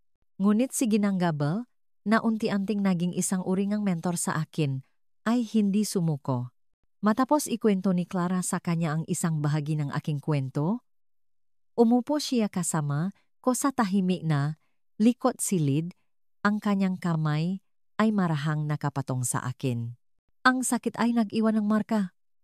Sofia, sabi niya. Ang kanyang boses ay malambot ngunit matatag. Nawalan ako ng panganay na anak dahil sa lagnat nung bata pa siya. Sa loob ngang maraming taon, nakalimutan ngang aking kamay kung paano lumihangang anuman maliban sa mga nakakuyom na kamao. Inikot niya ang aking kamay. Ang kanyang tingin ay nakipagtakpo sa akin. Ngunit isang araw, nagpasya akong hindi ko hahayaang ang kalungkutan ang makaroon ng huling salita. Ang makamay na ito ay nakakakilalang pihati anak. At tinuruan ko silang gumawa ng kagandahan mula rito. Kaya mo rin. Hayaan mong ang bawat tahi mo ay maging isang gawangang paksuwe. Bigyan mo ang ibang nobya ng perpektong araw na ipinakait sa iyo. Ganyan ka magsisimulang magilom. Kamangha-mangha kung paano mababagoeng ilang salita ang lahat. Hindi lamang ito, isang alok na trabaho. Ito ay isang landas pasulong. Isang paraan para kay Sofia na baguhin ang mismong nga simbolo ngang kanyang trauma sa isang mapagkukunan ngang pag-asa at layunin. Ang nag-isang desisong ito ang magpapatuloy na magbigay kahulugan sa natitirang bahagi ng kanyang kuwento. Dahan-dahan, na may maraming pasensya at ilang magapagurong, nagawa kong malampasan ang paunang takot. Nagsimula kong tingnan ang nabestida hindi bilang nga paalala nga aking trauma, kundi bilang nga simbolong pag-asa, isang pagkakataong lumihang kaligayahan para sa ibang nga babay, kahit na ang sa akin ay nawasak. Sa tindahan ni Ginang Gabel, halos isang taon pagkatapos ng aming pagdating sa Calamba, nakilala ko si Jaime. Dumating siya para mag-order ng isang suite para sa kasal ng kanyang kapatid. Siya ay isang tahimik na lalaki. Hindi pala salita, na may mga kalyosa kamay mula sa mabigat na trabaho at mabait na mga mata na tila ngumingiti kahit na seryoso ang kanyang menggalabi. Napakagaling mo, bini-bini, komento niya, pinapanot akong kunin ang kanyang sukat. Hindi pa ako nakakita ngang sinumang humawak ngang madida ng may ganoong katumpakan. Hindi ito isang pambihirang papuri, ngunit ang kasimplehan at katapatan kung paano ito sinabi ay nakaantik sa akin. Si Jaime de Leon ay ganap na naiba kay Miguel. Wala siyang parehong formal na edukasyon, ni parehong husay sa pagsasalita. Siya ay isang simpleng tao, isang karpintero sa propesyon, ilang taon na mas matanda sa akin. Ngunit mayroong isang bagay sa kanya na nagpapahiwatig ng seguridad, katatagan. Bumalik siya ng ilang beses para sa mga pagsusukat ng suite, at sa bawat pagbisita, kaunti pa kaming nag-uusap. Hindi siya kailanman nagtanong tungkol sa aking nakaraan, hindi pinuwersa ang kumpiyansa, nag-usap lang tungkol sa kanyang trabaho, tungkol sa panahon, tungkol sa maliliit na bagay sa pang-araw-araw na buhay. At sa paano man, ang kasimplahang iyon ang eksaktong kailangan ko. Sa huling paghahatid ng sweet, inanyayahan niya akong magkape. Kape lang. Tiniya niya na parabang naintindihan niya ang aking mga takot sa kapihan sa kanto kung saan makikita tayong lahat. Tinanggap ko, mas dahil sa buksong damdamin kaysa sa pag-isip. Ito ang unang hakbang palabas sa hindi nakikitang bilangguan na aking tinitirhan mula nang mangyari ang trahedya. Ang isang kape ay naging isa pa, pagkatapos ay isang paglalakad sa parke, pagkatapos ay isang imbitasyon na mananghalian kasama ang kanyang pamilya sa isang linggo. Ang ina ni Jaime, si Ginang de Leon, ay isang magili na babae na tinrato ako na parabang matagal na niya akong kilala. Ang kanyang ama, si Ginong de Leon, ay isang tahimik ngunit mabait na lalaki. Mayroon silang isang simpleng ngunit malinis na bahay sa isang tahimik na subdibisyon. Sa loob ng 6 na buwan, nanatili ang aming relasyon sa ligtas na lugar na ito. Nga pakikita sa mga pampublikong lugar, magaan na pag-usap, dahan-dahang pagkilala sa pamilya ngang isa't isa. Hindi kailanman sinubukan ni Jaime na halikan ako, hindi gumawa ng anumang kilos na maaring magpatakot sa akin. Parabang naiintindihan niya nang hindi ko kailangang ipaliwanag na kailangan kong magdahan-dahan. Isang linggo ngang hapon, habang naglalakad kami sa parke, sa wakas ay nagtanong siya tungkol sa aking nakaraan. Sofia, alam kong may masakit kang dinadala. Hindi mo kailangang sabihin sa akin kung ayaw mo, ngunit gusto kong malaman mo na narito ako para makinig ng walang panghuhusga. Noong araw na iyon, nakaupo sa damuhan, pinapanot ang paglubok ng araw. Ikinuwento ko sa kanya ang lahat, ang kakaibang pag-ugali ng aking ama, ang pag-ibig ko kay Miguel, ang kasal, ang pagpatay, ang pagtatangkang panghahalay, ang paglilitis. Ikinuwento ko ng walang anumang inililihim. Pinapanot ang kanyang muha para samga, senyales ng pandidiri o awa. Ngunit ang nakita ko sa mga mata ni Jaime ay pag-unawa lamang at isang pigil na galit na hindi nakatuon sa akin, kundi sa lalaking sumira sa aking buhay. Nang matapos ako sa aking kuwento, kinuha lamang niya ang aking kamay, ang unang pisikal na kontak na kanyang sinimulan bukod sa isang maikling yakap ng pagbati, at sinabing, "Sofia, ikaw ang pinakamatatag na taong nakilala ko." Ang mga salitang iyon na sinabi ng may ganong katapatan ay nagbukas isang daluyan sa loob ko. Umiyak ako tulad ng hindi ko pa nagawa mula noong araw ngang trahedya. Hindi luhang kawalan ng pag-asa, kundi ngang ginhawa, nang sa wakas ay makita hindi bilang isang biktima, hindi bilang isang sirang babae, kundi bilang isang taong nakaligtas. 3 buwan pagkatapos, hiniling ni Jaime na pakasalan ko siya, hindi ito isang enggrande o romantikong alok. Nakaupo kami sa kanyang beranda, nakakape pagkatapos ng linggong pananghalian. Sofia, alam kong marami kang pinagdaanan. At naiintindihan ko kung ang ideyang kasal ay nagbabalik ng masakit na alaala. Ngunit gusto kong bumuong isang buhay kasama mo. Sa iyong sariling bilis, nirerespeto ang iyong nga limitasyon. Pakakasalan mo ba ako? Nagulat ako sa alok. Hindi dahil hindi ko alam ang kanyang nararamdaman. Sa puntong iyon, malinaw na mahal namin ang isa't isa.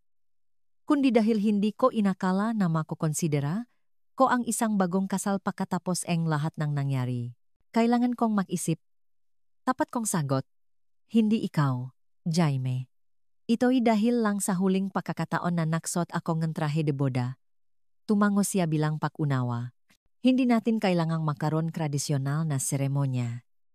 Maari tayong pumirma na lang nga papel sa munisipyo kasama ang ating nga pamilya bilang nga saksi. Walang bestida, walang handaan, walang anumang magbabalik ng masamang alaala. Ang kanyang konsiderasyon ay lubos na nakaantik sa akin. Kinausap ko si nanay tungkol sa alok ng gabing iyon. Ngumiti siya. Hinawakan ang aking makamay. Anak, mabuting tao si Jaime. Iba kay Miguel. Oo, ngunit kasing buti rin. At karapat dapat ka sa pangalawang pagkakataong ito. Pero paano kung mangyari ulit? Tanong ko, binibikas ang aking pinakamalaking takot.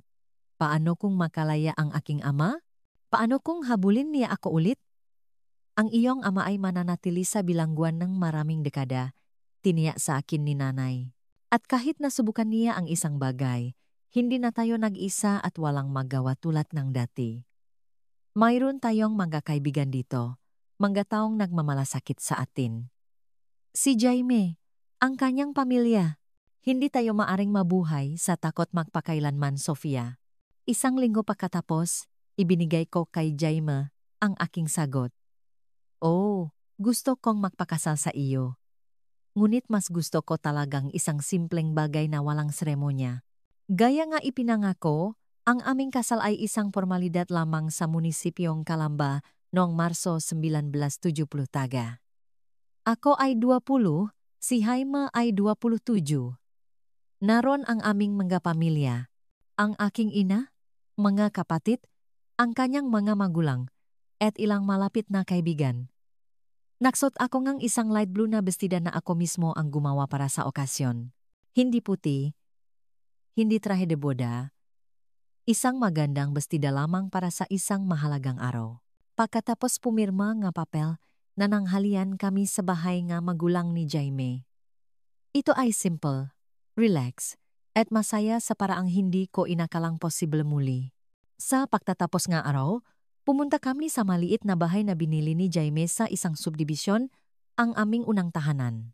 Sa aming unang gabi bilang maasawa, napakabait ni Jaime. Hinding-hindi ko ito malilimutan. Dahan-dahan lang tayo, sabi niya, umupo sa tabi ko sa gilid ng kama. Hindi natin kailangang gawin ang anumang hindi kahanda. Pwede tayong matulog lang ngayong gabi kung gusto mo. Iyon ang mga salitang iyon. Hindi isang mapusok na kilos. Ang tunay na nagsimula ng aking pagilom. Alam ninyo, mga mahal, ang isang tunay na lalaki ay hindi pumupunit ng iyong bestida. Matiyagan niyang tinutulungan kang tahiin muli ang nga piraso ng iyong kaluluwa. Nung gabing iyon, binigyan ako ni Jaimeng pakiramdam ng kaligtasan at iyon ay isang regalong mas mahalaga kaysa sa anumang bagay sa mundo. Ang kanyang masalita ay isang salbabida. Sa loob ko, isang digmaan ang nagaganap. Naalala ng aking katawan ang takot. Humihigpit para sa isang laban na matagal nang tapos. Ngunit ang kanyang pasensya, ang kanyang tahimik na respeto, ay isang malambot na balsamo sa isang lumang sugat.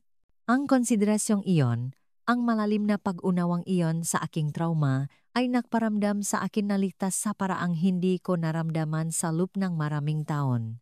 Hindi niya sinusubukang kumuha ng isang bagay mula sa akin. Nag-alok siya ng isang santuwaryo. At sa santuwaryong iyon, noong gabing iyon, sa unang pagkakataon, nagawa kong ibigay ang aking sarili sa isang lalaki ng walang takot, walang flashbacks, walang multong aking ama na bumabalot sa akin. Ang aming unang taon ng pagsasama ay isa ng pag-angkop at pagilom. Patuloy akong nagtrabaho sa tindahan ni Ginang Gabel. Habang si Jaime ay umunlad bilang isang karpintro na dalubhasa sa mga custom na muebles. Dahan-dahan, bumuo kami ng isang tahimik na gawain, isang simple ngunit masayang buhay. Noong 1974, natanggap ko ang balita na lilipat si nanay at ang aking mga kapatid sa Batangas. Nakilala ni Clara ang isang binata mula, Rune at nagpasya ng magpakasal. Sasama sa kanya si nanay at si Angela. Nalungkot ako sa balita. Kahit na mayroon na akong sariling pamilya, kasama si Jaime, ang ideya na mas malayo sa kanila ay nagdulot sa akin ng pangamba. Ligtas ka na ngayon, Ana, tiniya sa akin ni nanay bago siya umalis. Mayroon kang mabuting asawa, isang matatag na buhay. Hindi mo na ako kailangan para protektahan ka. Tama siya, siyempre. Ligtas ako kay Jaime. Ngunit gayon pa man, nang umalis ang bus, dala ang aking ina at mga kapatid, naramdaman kong isang mahalagang, kabanatang ang aking buhay ang nagsasara.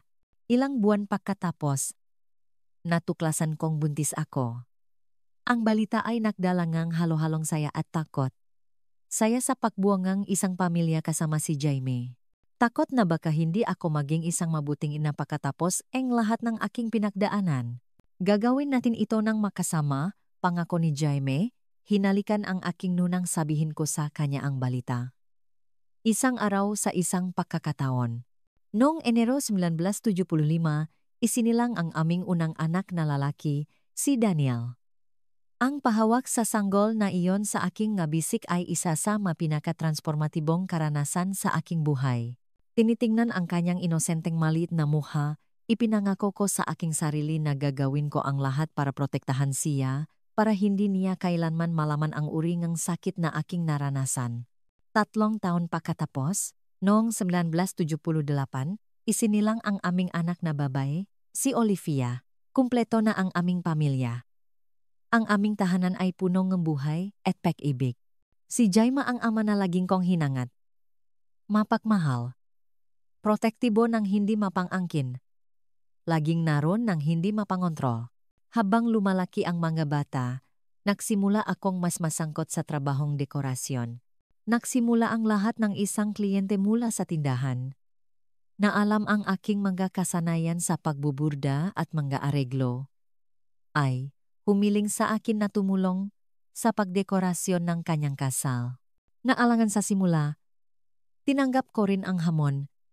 Nakakagulat na mapagtanto na sa halip na magbalik ng masakit na alaala, ang pagdekorasyon sa seremonyang iyon ay may terapeutikong epekto. Ito ay isang sinadyang pagpili, mga mahal. Nagpasya akong hindi ko hahayaang nakawin niya. Sa akin ang mabulaklak at mga puting bestida. Sa pamamagitan ng paglihang kagandahan para sa iba gamit ang aking sariling makamay, binabawi ko ang simbolong ang aking pinakamalalim na trauma. Bawat satin ribbon na aking itinatali, bawat puting rosas na aking inilalagay ay isang gawa ng paksuwe, isang pahayag na hindi mananalo ang kadiliman. Para bang sa paglihangang isang magandang kapaligiran para sa kasal ngang iba, sa paanuman ay muli kong isinusulat ang aking sariling kwento, ginagawang positibo ang aking trauma, nagsimulang dumating ang ibang mga order. Maliit na mga kasal, mga birthday party, mga binyak. Noong 1980, nagpasya akong umalis sa tindahan ni Ginang Gabel para lubusang italaga ang sarili sa dekorasyon ng makaganapan. Sinusuportahan ako ni Jaime gaya ng dati, tumutulong sa pagbuo ng istrukturang kahoy para sa aking mga areglo, mga estante para ipakita ang aking mga gawa. Sa pamamagitan ng trabahong ito, nakakilala ako nga tao mula sa iba't ibang bayan. Ang isa sa mga koneksyong ito ang nagdala sa akin sa Tagaytay, kung saan inimbitahan akong magdekorasyon sa kasal ngang anak nga alkalde. Agad akong nabiyani sa lungsod, sapat na maliit para maging magili, sapat na malaki para mag-alok nga oportunidad. Ano sa tingin mo kung lumipat tayo doon? Tanong ko kay Jaime pagkatapos ng aking ikatlong paglalakbay sa Tagaytay. Ito ay 1985. Ang aming mga anak ay 10 at 7 taong gulang. Ito ay magiging isang bagong simula, isang lugar para palawakin ang negosyo at maari kang magbukas ang sarili mong karpinterya sa halip na magtrabaho para sa iba. Ang ideya na magsimula muli sa isang mas maliit at mas tahimik na lungsod ay ikinasiya ni Jaime. Kung iyan ang gusto mo, gawin natin, sang-ayon niya, laging aking pinakamalaking taga-suporta. Ang paglipat sa Tagaytay ay nagmarka ngang simula ngang isang bagong yugto sa aming buhay. Bumili kami ng isang bahay na may malaking bakuran kung saan itinayo ni Jaime ang kanyang paggawaan ng karpinterya at inayos ko ang aking studio ng dekorasyon. Mabilis na nakaangkop ang nga bata, nagkaroon ng nga bagong kaibigan sa lokal na paralan. Dahan-dahan, nakabuo ako ng isang reputasyon bilang isang dekorador ng mga kaganapan, lalo na para sa mga kasal. Si Mrs. Sofia, ang flower lady, gaya ng tawag nila sa akin, ay naging isang kilalang pangalan sa rehiyon. Mayroong isang bagay na malalim na nakapagpapagaling sa pagbabago nga ordinaryong bulwagan sa mga mahiwagang espasyo kung saan maring maranasan ng ibang mga nobya ang pangarap na ipinakait sa akin. Samantala, sa malayo, ang aking ama ay nagsisilbing ang kanyang sentensya sa pambansang bilangguan. Natanggap ko ang balita ngang kanyang pakamatay noong 1992, biktima ngang atake sa puso sa bilangguan. Wala akong naramdamang lungkot o ginhawa. Isang kakaibang pakiramdam lamang ng pagtatapos. Ang lalaking nagdulot sa akin ng napakaraming pinsala ay matagal nang walang kapangyarihan sa akin. Ayos ka lang ba? Tanong ni Jaime nang sabihin ko sa kanya ang balita. Oh, ayos lang ako, sagot ko. Napaktantong totoo iyon. Matagal na siyang namatay para sa akin. Nagpatuloy ang buhay. Lumaki ang aming nga anak, nag-aral at bumuo ngang kanilang sariling nga buhay. Nagtapos si Daniel ngang engineering at lumipat sa Maynila. Ikinasal si Olivia sa isang lokal na doktor at nanatili sa Tagaytay. Binigyan kami ng aming nga unang apo. Tumanda kami ni Jaime nang makasama, sinusuportahan ang isa't isa sa mga tagumpay at kabiguan ng buhay, nang ipagdiwang namin ang aming 25 anibersaryo ang kasal. Sinorpresa niya akong isang party. Hindi malaki o en grande, ngunit makabuluhan. Ito ang unang pagkakataon na naksot ako ang puti mula noong triibleng araw na iyon noong 1971. Karapat-dapat ka sa isang tunay na selebrasyon. Sabi niya habang sumasayaw kami sa ilalim nga ilaw na ako mismo ang tumulong mag-install. Isang magbubura sa masamang alaala. At sa paanuman, gumana ito. Napapaligiran ng pamilya at mga kaibigan, sumasayaw sa mga bisik ng lalaking tumulong sa akin na muling buuin ang aking buhay, naramdaman kong isang siklo ang nakumpleto. Sa wakas ay tapos na ang banggungot. At ako ay gising. Buhay. Minamahal. Ngayon, sa edad na tehuntakday, namumuhay akong isang tahimik at kontentong buhay dito sa Tagaytay. Ang aking Jaime, na ngayon ay 72, ay nagtatrabaho pa rin ngang kaunti sa paggawaan sa likod ng bahay, ngunit para sa kasiyahan na lamang. Kailangan kong panatilihing abala ang aking makamay. Sabi niya habang lumilikha ngang maliliit na pirasong kahoy para sa aming mga apo. Ang aming bahay ay patuloy na aming ligtas na kanlungan. Hindi ito maranga, ngunit ito ay comfortable at puno energiyang alaala. Bawat sulok ay may kwento. Ang mga marka ng paglaking ng mga bata sa pader ng kusina, ang nga naka-frame na litrato sa sala, ang nga muebles na gawa ni Jaime, ang nga kurtinang binurdahan ko. Opisyal akong nagretiro sa dekorasyon ng nga kaganapan 5 taon na ang nakalilipas, ngunit tumatanggap pa rin ako ngang ilang espesyal na kliyente. Si Mrs. Sofia, ang flower lady ay naging isang uring lokal na tradisyon. May mga nobya na naghahanap sa akin, sinasabing ang kasal ng kanilang ina ay ako ang nagdekorasyon at ngayon ay gusto rin nila ang pareho. Napupuno ako nitong pagmamalaki at pasasalamat. Ang aking mga araw ay sumusunod sa isang simple at kaaya-ayang gawain. Gumigising ako ng maaga, mga alas 6 umaga, at naghahanda ng kape para sa amin ni Jaime. Gusto naming inumin ito sa beranda. Pinapanot ang mga ibon na bumibisita sa aming hardin. Pagkatapos, inaasikaso ko ang aking mga halaman. Mayroon akong koleksyon ng nga orkidya na aking ipinagmamalaki, pati na rin ang nga rosas at pako. Tuwing Martes at Huwebes, pumupunta ako sa bayan para sa aking grupo ngang sining sa simbahan.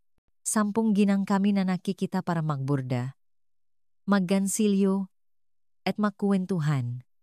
Gumagawa kami ngang gagamit na ibebenta sa taunang charity bazaar na tumutulong sa lokal na bahay ampunan. Ito ay isang trabahong nagbibigay sa akin ng malaking kasiyahan. Tuwing Miyerkules, dumadalaw ang aking anak na si Olivia at ang kanyang 3 anak para mananghalian. Si Lily ay 7, si Theodore ay 10, at ang panganay, si Noah, ay 15 na. Laging akong nagluluto na espesyal para sa kanila. Ang paborito nilang spaghetti na may lutong bahay na sarsa na kamatis. Si Olivia ay sumunod sa ibang landas.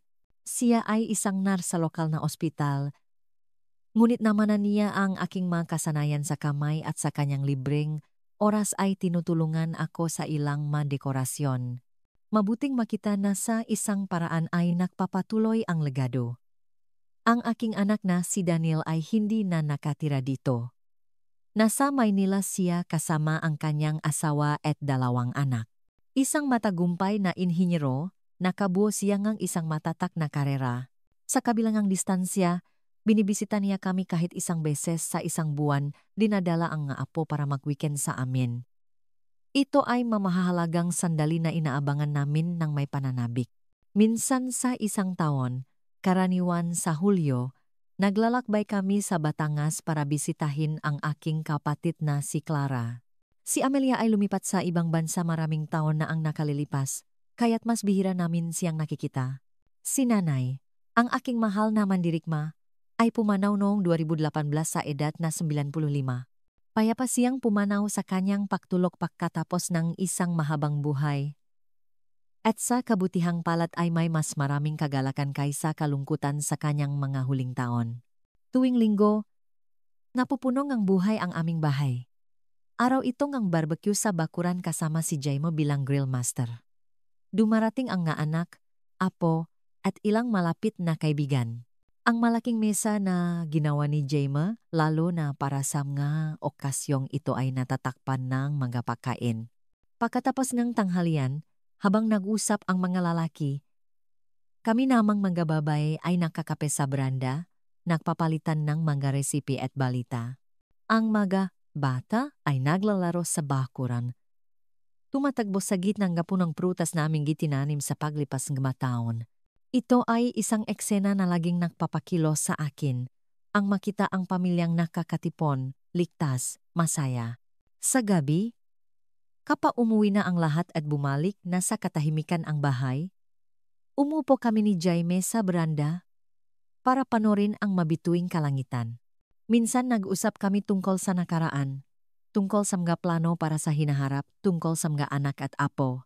Sa ibang pagkakataon, tahimik lang kaming nakaupo, tinatamasa ang kumpanya ng isa't isa, ang aming makamay ay makahawak tulad ng ginagawa namin sa loop ng mahigit 50 taon. Ang aming huling anibersaryo ng kasal.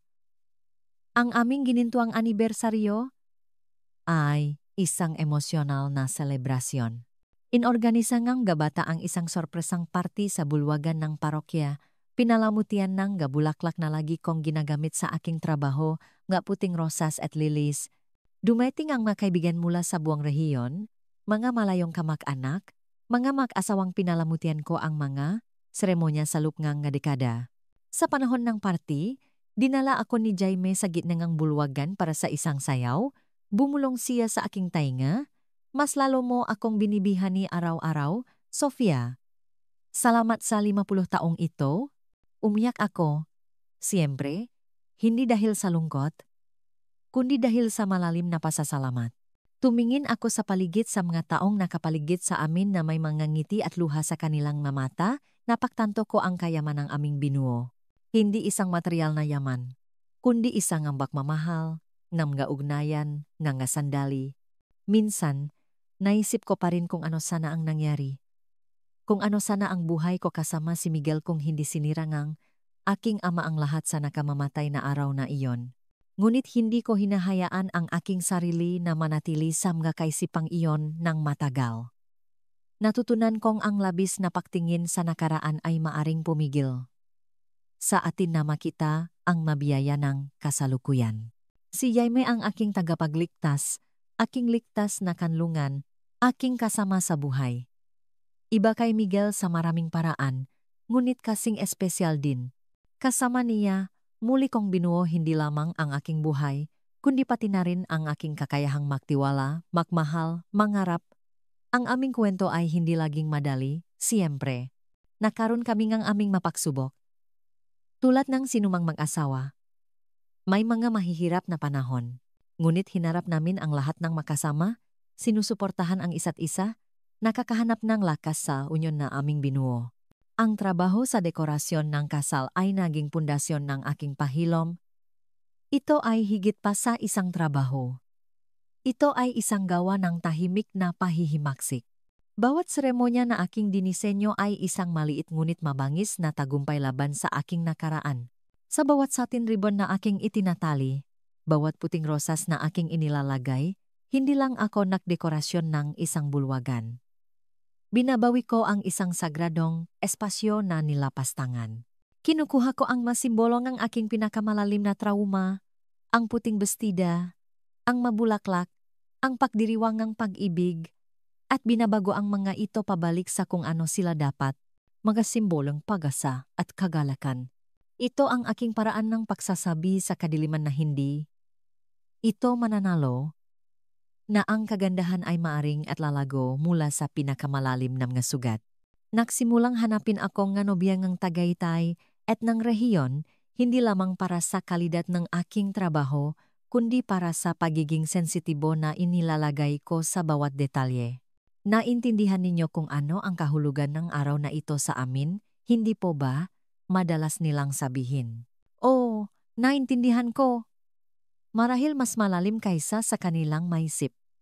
Hindi ko kailanman ikinuwento ang aking buong kwento sa aking mga kliyente, siyempre, sa ilang tao lamang sa buong buhay ko. Si Jaime, siyempre, si Ginang Gabel, na parang pangalawang ina sa akin. At kalaunan ang aking makaanak ng sapat na ang kanilang gulang para maintindihan. Hindi dahil sa kahihiyan, kundi dahil mas gusto kong bumuo ng isang salaysay ng paglampas, hindi ng pagiging biktima. Ngayon, kapag tumingin ako pabalik, nakikita ko ang isang paglalakbay ng katatagan. Mula sa kakilakilabot na araw na iyon noong 1971 hanggang sa tahimik na hapong ito sa aking beranda sa Tagaytay, malayo na ang aking narating sa landas ng pagilom. Hindi ito madali. Hindi ito mabilis, ngunit possible. Ang nga bangungot na bumabagabak sa akin halos gabi-gabi ay naging mas bihira sa paglipas ngang mataon. Ang nakakaparalisang takot na naramdaman ko sa pakakita ngang isang lalaking bahagyang kamuhangang aking ama ay nagsimulang matunaw. Ang nga emosyonal na pilat, bagaman hindi sila ganap na nawawala, ay naging hindi na gaanong masakit. Karamihan sa pagilom na ito ay nagmula sa pag-ibig. Ang matiyaga at magalang na pag-ibig ni Jaime. Ang walang kondisyong pag-ibig para sa aking mga anak.